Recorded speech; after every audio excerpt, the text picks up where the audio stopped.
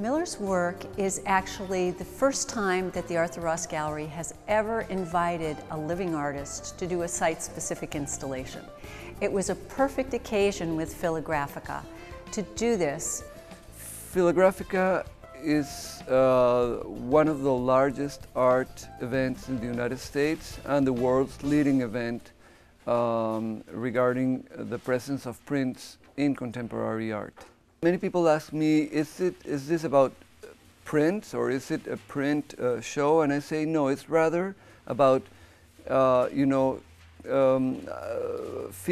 ideas that are behind the print media, like accessibility, multiplication, dissemination of knowledge, the idea of leaving an imprint. So those are the ideas behind Philagrafika. So you will find works that are not prints by any standard, but yet address ideas associated with print, like for example something that tackles how knowledge is disseminated in the public sphere. What I found in Miller was this fascination with disrupting, if you will, the social flow of what sculpture should look like. He often does an intervention, and in this particular case with the exhibition Silence Dogood, he's taking a process based on newsprint and the dissemination of knowledge, which of course colleges and universities are all about, and doing, if you will, the antithetical process of a printing machine. It's all done by hand. It's all slow. The process is very much slowed down. It's a hand joining of individual pages, which will then be rolled, and then create very much like the rings of a tree. And this is where I can show you this cross section, if you will, of an image of a tree, which denotes both time and the monumentality of nature over man. When Jose Roca first came to visit us at the Fine Arts Department last year, he was already discussing what was happening this year and really was already like, wow, this is exciting. I really want to be a part of something.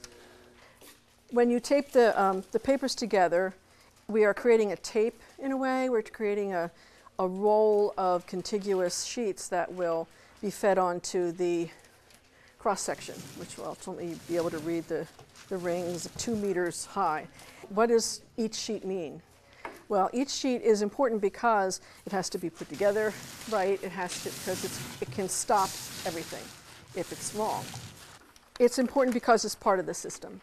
We've been working, we'll go about 2 weeks working on this, and I know I try to put in a good 4 or 6 hours a day, so I'm not a math major, but it's a lot of hours. It's a long process, but it's fun, it's meditative, gluing paper and rolling it.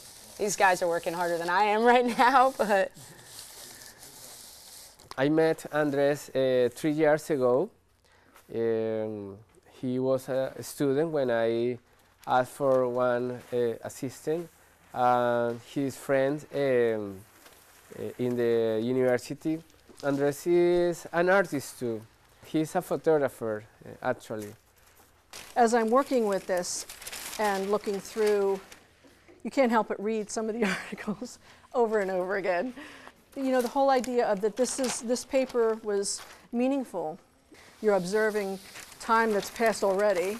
You know, I was just working on one stretch that had obituaries on it. And that, of course, you know, that becomes this whole other thing of like dead tree, dead people, you know, and what really, you know, what's really left? Where's the meaning? So this is a really interesting concept to look at.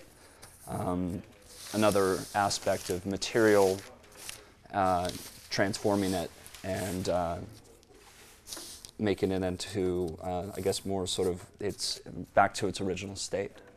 I think Miller does a great job using materials, and it's something that has made me think more about that in terms of the idea of the work and the human interaction with the natural environment and how cultures view trees has been interesting to me. Miller Lagos's work, at least to the way I see it, is about the nature of materials. He has done works where you have like balloons, those tinfoil balloons that are actually made of concrete, So they completely change the viewers' expectations about the material. And lately he's been interested in the relations between nature and culture and how paper is, as we all know but tend to forget, comes from wood.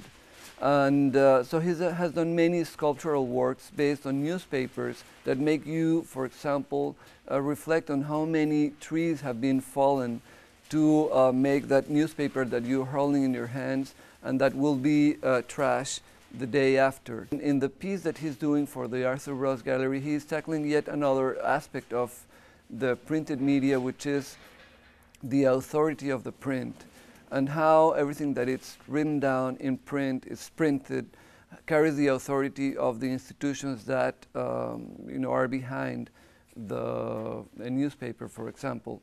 So he will be doing two pieces. One is what looks as a cross-section of a gigantic log with the growth circles and all. And the other one seems to be like a large cube.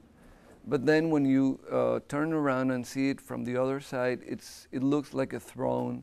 And in a way, it's a commentary about the power of the press.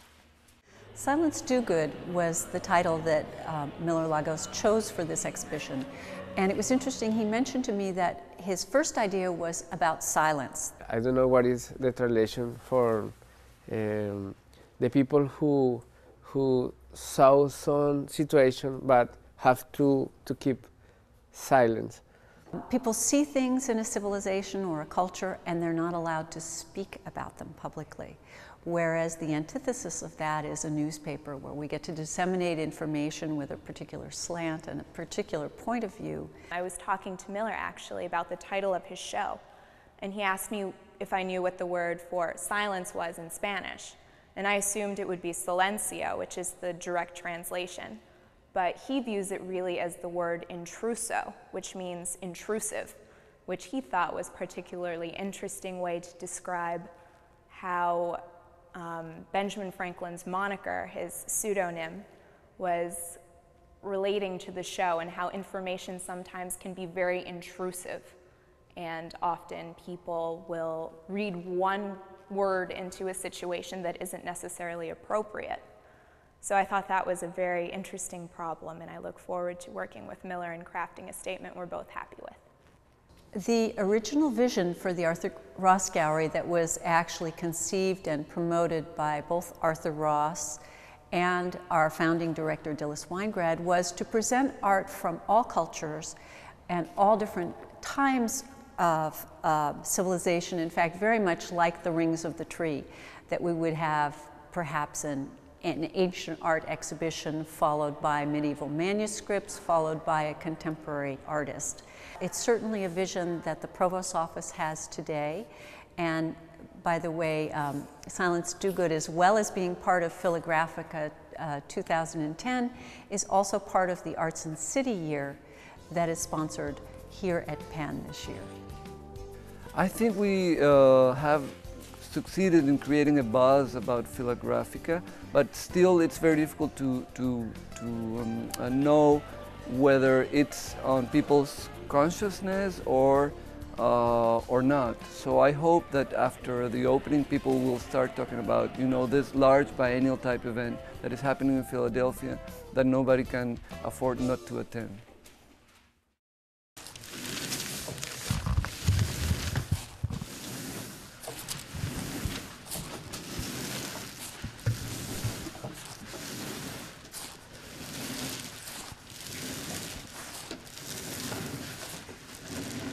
Oh, I finished one box.